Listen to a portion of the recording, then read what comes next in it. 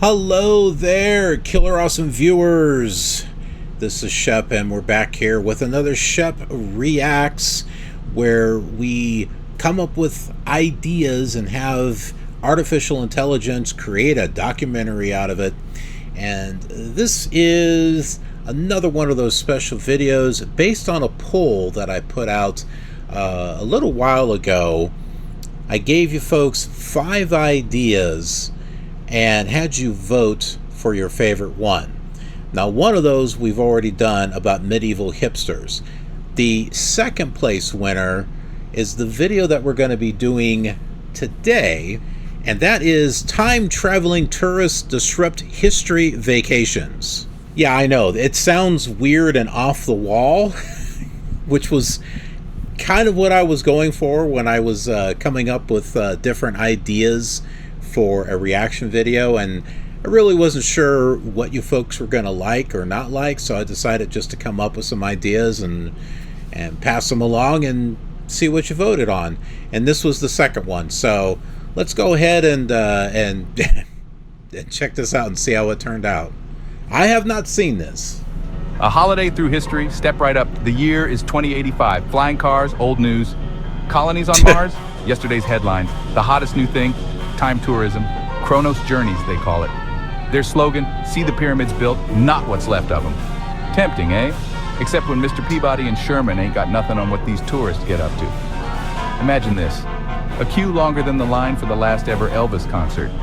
Except instead of blue suede shoes, it's fanny packs and selfie sticks. Okay, the music's annoying. The music's annoying. I'll give it that much. I think they should tone it down a little bit, but yeah. So AI, it comes up with the script, it comes up with the music, it comes up with the imagery, and this is what we get. So sometimes it works really well, and then other times you're just kind of like, what are you cats doing? Destination, the signing of the Magna Carta. Runnymede in 1215 never looked so crowded. King John, looking over his shoulder for a decent pint of mead, probably thought someone had invited the entire neighborhood. And it's not just the sheer numbers, oh no, it's the paraphernalia. Imagine Genghis Khan trying to conquer Asia while dodging rogue selfie sticks. Or Joan of Arc trying to rally the troops with a chorus of camera shutters going off in the background. It's enough to make a Templar join a monastery for the peace and quiet. But the real kicker? Time travel insurance. Apparently, getting trampled by a retreating Roman legion isn't covered under acts of insurance. Oh, jeez. And that, my friends, is just the tip of the temporal iceberg. Sandals at the signing the Magna Carta mishap. Runnymede, once a quiet meadow, is now teeming with tourists. They're everywhere, these time travelers. Sporting I Heart History t-shirts and enough cameras to make a paparazzo blush. King John, already having a bad day, what with the whole being forced to sign a document thing, looked bewildered. The barons, stern and serious in their chainmail, kept tripping over abandoned fanny packs. One particularly adventurous soul, clad head to toe in Hawaiian print tourist garb, attempted to hand King John a hot dog. "Here you go, Your Majesty, ketchup," he offered with a wink. The look on the king's face was priceless. Meanwhile, someone's Aunt Mildred wandered off from the designated observation platform. She wanted a closer look at the quaint quill pens they were using. Security, comprised mostly of bewildered knights who hadn't signed up for this nonsense, scrambled to wrangle her back. The signing itself was drowned out by a cacophony of camera clicks, gasps of awe, and someone's phone blaring an out-of-place pop song. The Magna Carta, a document meant to signify peace and justice, had become the backdrop for utter glorious chaos. Lattes and longbows, medieval misadventures. If the Magna Carta was a circus, medieval Europe was a full-blown carnival. Tourists, armed with guidebooks and insulated coffee mugs, roamed the cobbled streets. They marveled at the quaint lack of sanitation and recoiled at the smell of, well, everything. Taverns, once the domain of weary travelers and tankards of ale, were overrun. "Do you do decaf?" became the most feared phrase in the realm. Requests for soy milk were met with blank stares. One entrepreneurial bard even started taking requests for Taylor Swift songs played on the lute. The anachronism was enough to make a minstrel lose his tune. The knights, those shining beacons of chivalry, weren't immune to the tourist tide either. Jousting tournaments became less about valor and more about dodging errant selfie sticks. One can only imagine the look on Sir Lancelot's face as a drone buzzed overhead, trying to get the perfect aerial shot of the round table. Roman holiday. Hold the chariot rides. Rome wasn't built in a day, but it sure felt like tourists were trying to see it all. I've been there.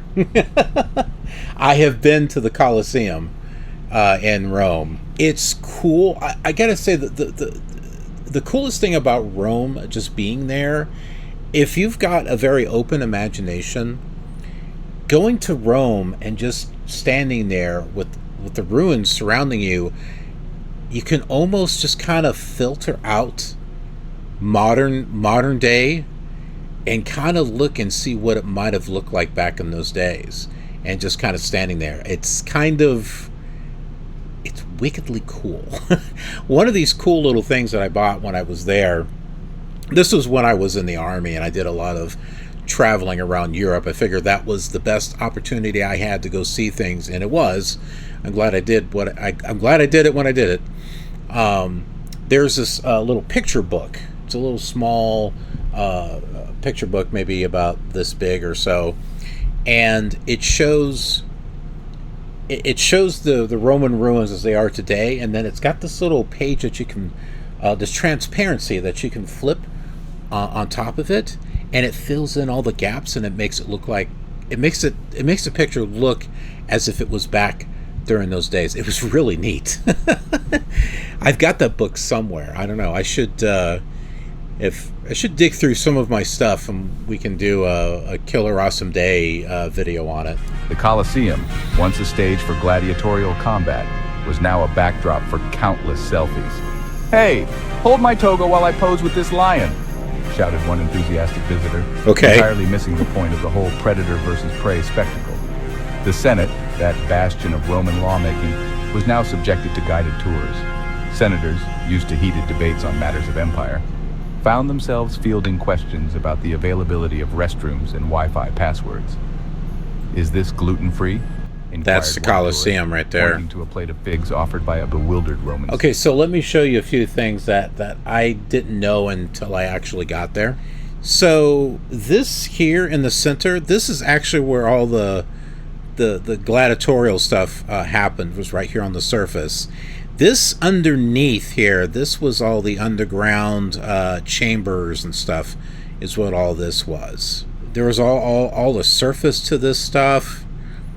A lot of this was used to, I think, build a St. Petersburg Cathedral, I think, as it was. But yeah, just think about it.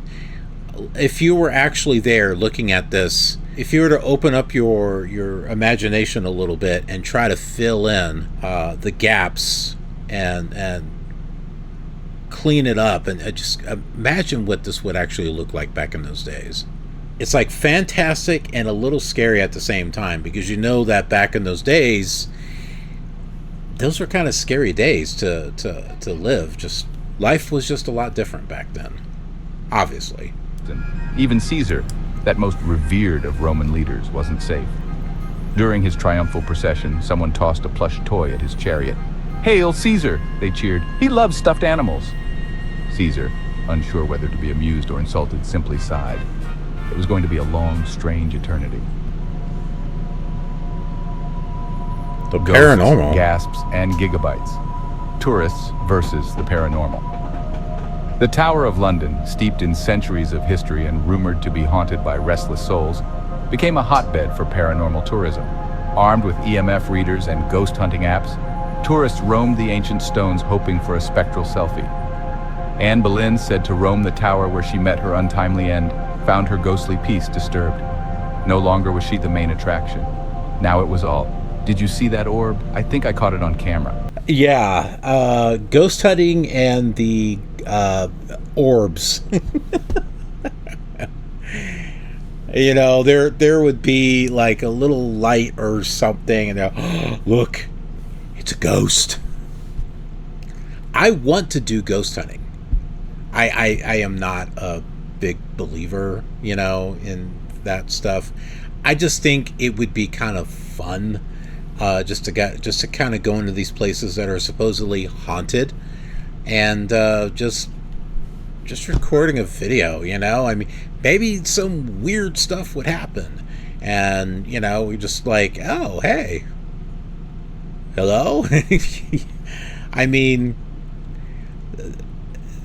the ones that annoy me is like they go to do ghost hunting and then something happens and they start running away or something. I mean, why are you even ghost hunting if you're just going to go run away? I don't know. But it's something that my wife and I have talked about doing because she loves watching these ghost hunting videos. She just kind of thinks it's entertaining, and I thought it would just be kind of a fun thing for the two of us to, you know, do some ghost hunting and make some videos and stuff.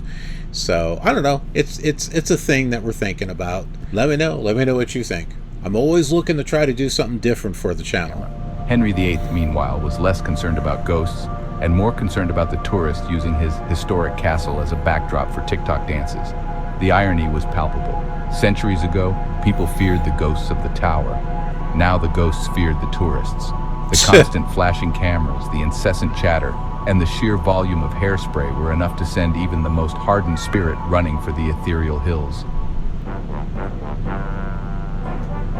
It wouldn't be a proper tourist invasion without the obligatory souvenir shops. But these weren't your typical I Heart NY t-shirts and snow globes. Oh no, these were on another level entirely.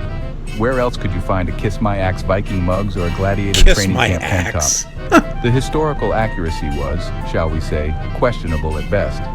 Plastic Roman swords were being hawked alongside miniature guillotines. Souvenir beheadings not included, thankfully. One could even purchase a medieval plague doctor starter kit, complete with a creepy beak-like mask and a vial of questionable-smelling herbs. The tourists, however, lapped it up. They loaded their bags with historically dubious trinkets, ready to impress the folks back home with tales of their time-traveling escapades. Little did they know, or perhaps they didn't care, that they were contributing to the greatest historical inaccuracies since someone claimed the Earth was flat. Yet, there are people that believe the Earth is flat. The flat earthers. I know that there's going to be some who watch the channel, and hey, that's okay. Okay, we're not being judgmental or anything. In fact, you never know. You know, you might, they might surprise us yet. I'm always up for some interesting surprises. Maybe we should do a video. I mean, I know there's plenty of videos out there on flat Earth. I mean, the concept of it kind of fascinates me. Now, I don't believe it. Just being a person that grew up on astronomy and space and you know, big into Flight Simulator and stuff like that, I believe the Earth is round. I don't believe it's flat, but I find this this belief in the flat Earth, I find it fascinating. Just trying to figure out where their mind is at and how they're coming up with these ideas. I don't believe them, but I think it's a fascinating thing, if anything, and I think it would just be kind of neat just to go to a flat Earth convention or something and just listen, you know, just listen and you know let them talk, and why not? Each to their own. I think it would be just kind of a fun thing, and yeah, you know, could make for an interesting movie or something, you know, a science fiction movie, and the Earth really is a spinning disc or something. Be kind of different, you know. Hey, maybe we should do it on this channel. I don't know. The very fabric of history, once a tapestry woven with some semblance of order, began to unravel. The influx of tourists, their modern sensibilities clashing with the norms of bygone eras, created a chaotic blend of past and present. Imagine, if you will, a Renaissance artist trying to paint a masterpiece while a drone buzzes around his studio. Or William Shakespeare trying to pen his immortal words over the clamor of a boombox blasting the latest pop hits.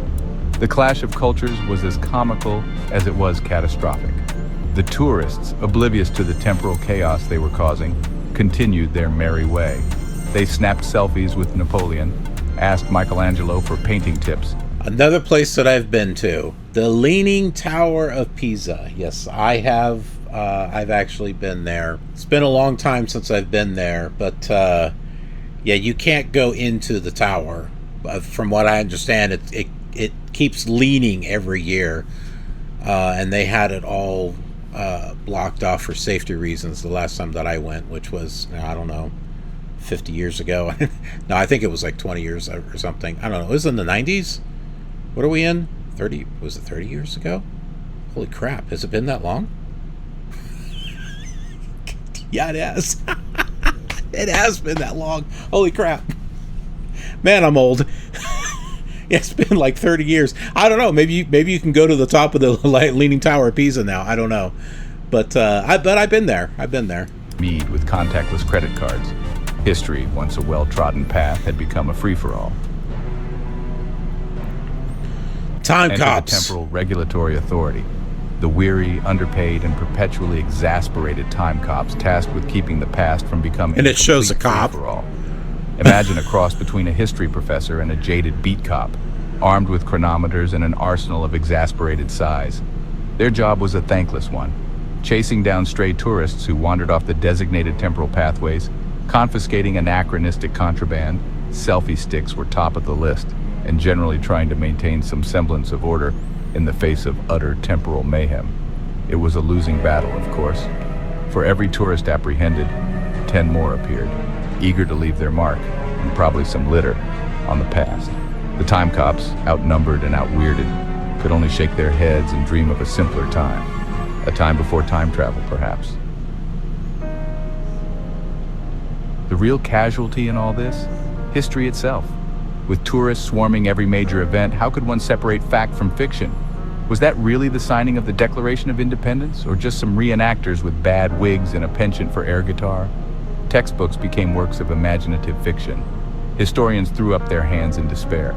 The past, once a relatively stable and agreed-upon narrative, became as fluid and unreliable as a drunken sailor's sea shanty. Who knew what really happened anymore? And frankly, in the age of instant gratification and viral trends, did anyone really care? The past, as they say, is another country. But thanks to time tourism, it was now a country overrun with souvenir stalls, fast food chains, and people complaining about the lack of decent Wi-Fi. So, what's next for Chronos Journeys? The music. Their band of merry time travelers. Well, if the rumors are true, they're planning trips to the Big Bang, witness the birth of the universe, safety goggles provided, and after that, who knows? Maybe a jaunt to the extinction of the dinosaurs, guaranteed T-Rex sightings, or your money back. The consequences, of course, are too absurd to contemplate. Will a stray selfie stick cause a cosmic paradox, unraveling the very fabric of space-time? Will someone try to feed a T-Rex a cheeseburger, leading to an interdimensional food fight of epic proportions? Only time and the twisted minds of the Chronos Journeys marketing team will tell. One thing's for sure, though, it'll be a hilarious, chaotic mess. And history, that poor, beleaguered entity, will never be the same again. So there you have it. Sure. Time travel, once the stuff of science Oh, the fiction, Louvre. has become a reality. I've been there too. And like most things humans get their hands on, we've managed to turn it into a glorious, absurd spectacle. Who needs the wonders of the universe, the mysteries of the past, when you can snap a selfie with a bewildered-looking Roman emperor? The moral of the story? Be careful what you wish for. You might just get it, Hawaiian shirt and all. And if you do find yourself face to face with a historical figure, try to resist the urge to ask them for the Wi-Fi password. Some things are best left in the past. Okay, so that was a rather interesting video. It's a little bit different. An interesting idea. I'm not quite sure what to think in regards to how AI put it together. Some of it was interesting. Some of it was just kind of like it was trying to be funny, but not very. But, you know, I like the idea of it. And the thing about these AI videos, they're going to get better. This is just, you know, in its infancy, but it's going to get better. It's going to get completely better. So, you know, if anything, you know, this video being, you know, about time travel and stuff, hey, you could be watching this video like 10 years from now, 20 years from now. I don't know if YouTube will still be around, but if it is, I'll be much older if I'm still around. But yeah, I mean, you can go back and say, oh, well, here's some AI videos back when it was, you know, in its infancy. It's so much more realistic now. But yeah, so these are kind of like time capsules in a way, you know, getting a look at how these things are today compared to how they might be in the future. It's interesting doing reactions on these videos because we don't know what we're going to get. Sometimes these documentaries turn out to be rather good, and then other times kind of weird, and in some cases they're actually kind of funny. But I love doing these, and I think they're fun. It's refreshing. It's different. It's not something that you see on other channels. You know, they just want to do reactions on someone else's video, or you know, something that happens to be trending, or you know, whatnot. But I try to do things that are kind of different on this channel. So, and I also like to get you folks involved too. So instead of submitting videos that you want to see me do a reaction on, the best thing that you could do is submit ideas on the type of video that you would like to see, rather than sending me a video or a link to a video on something that you want to see me do a reaction on. Send me ideas about a video that you would like to see me do a reaction on, and you can come up with anything. That's the fun thing about this. And so, you know, when it comes time, we both watch it together. I think it'll be a lot of fun. Anyways, thanks for watching. We'll see you on another video. Have a killer awesome day.